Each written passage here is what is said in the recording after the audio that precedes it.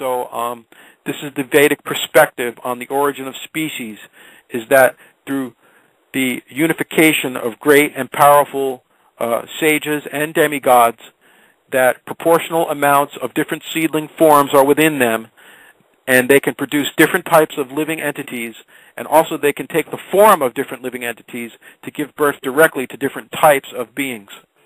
And ultimately, the Vedas speak of Krishna as the seed-giving father of all living entities. So within Krishna are all the seeds, or all the bodies of the different types of living entities. He is also the creator of the souls of the different living entities.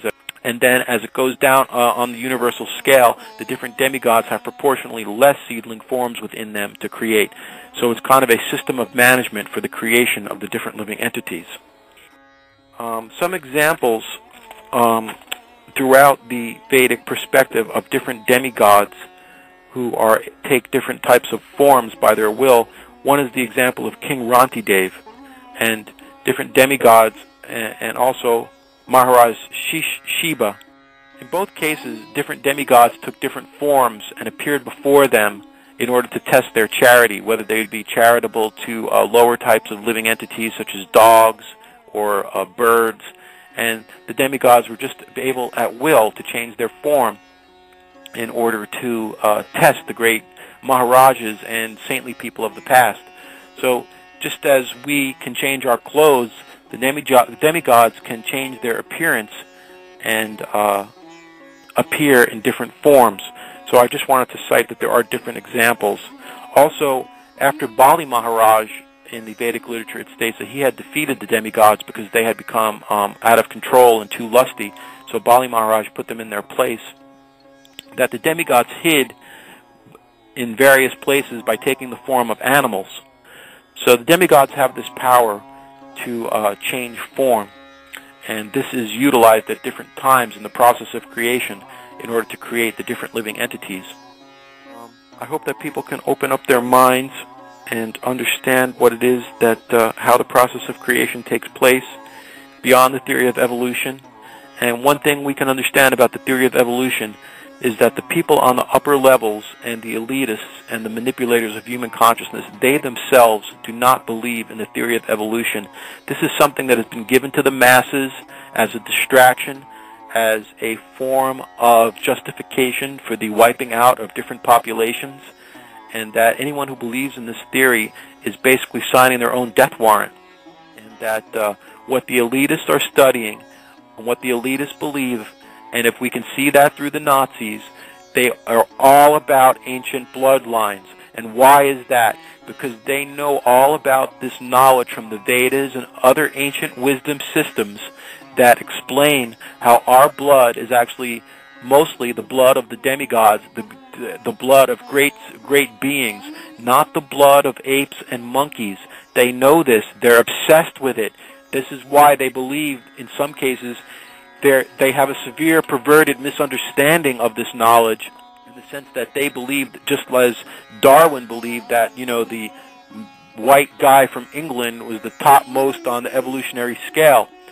When the people with perverted minds who aren't understanding this knowledge through the lineage of the great masters, they always want to believe that their bloodline contains the most blood of the demigods, and this is what gives them the right to be the royal rulers, the kings and queens, and the upper elite, and the controllers and manipulators of human society. They believe this because they believe that they know all about the Vedic knowledge. They also know all about the other ancient systems of knowledge where this is given forth, this type of information, that we are the byproduct of the great demigods and sages of the universe. But they always misinterpret it to believe that their particular bloodline has, the most power, and it's not really about bloodline.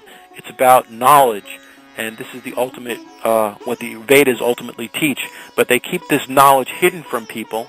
They use the Vedic literatures in a perverted way, just like Darwin's theory of the evolution of the origin of species is a perverted form of the Vedic theory of evolution, whereby the soul transmigrates to different bodies along its paths of self-realization.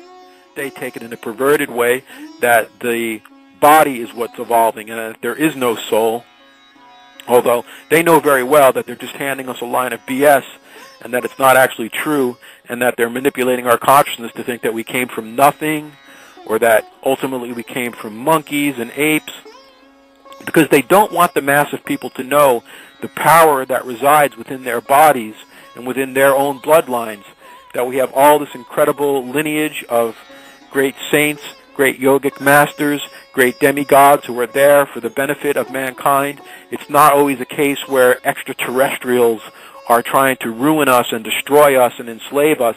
This is another type of misinformation that the manipulators put out.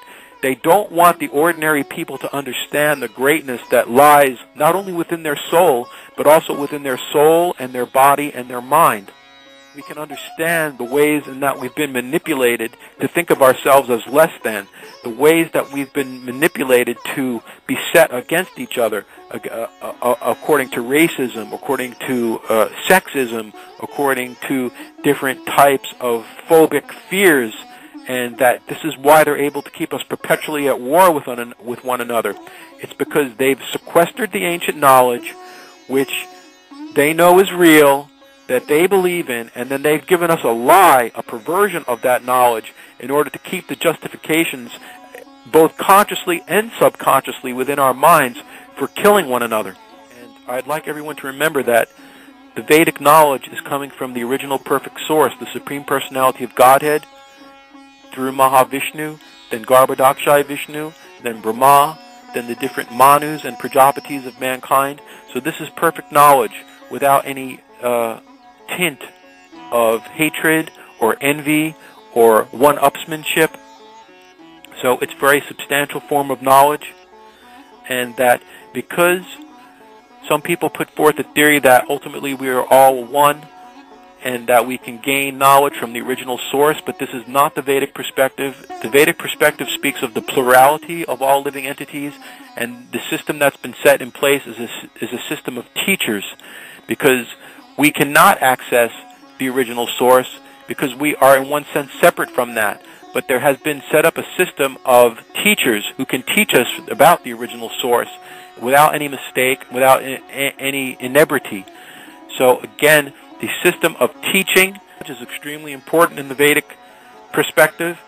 If you need any further knowledge and would like to study a little bit during between shows, that you can go to my website, protectical.typepad.com, and there's a lot of stuff to read and watch and listen to there. You can also read about the sanctuary where we protect all the animals for life, and I would just encourage people to go to the protectical.typepad.com website. So if you have any friends or acquaintances that you think would like to hear this alternative type of knowledge coming directly from a bona fide source of the ancient masters, then please spread the word. And thank you so much for listening today.